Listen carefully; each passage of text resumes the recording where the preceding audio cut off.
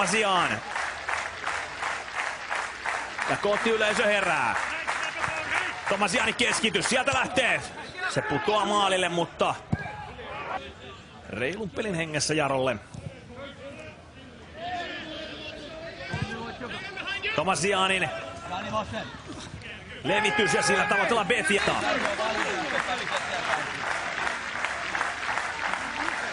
Merkit on selvät, sieltä lähtee Tomasianin keskitys. Se tulee maalille.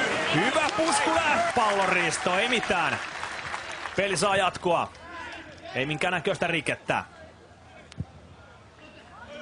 Sitten hieman tuollainen toivotaan.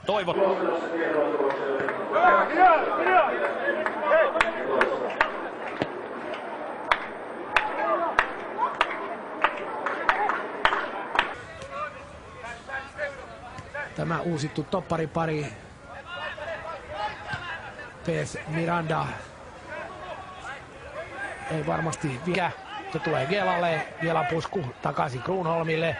Tomasian laittaa päänsä vähän vaaralliseen paikkaan, mutta saa pallon näin omille. Onko Winchester on paitsiossa?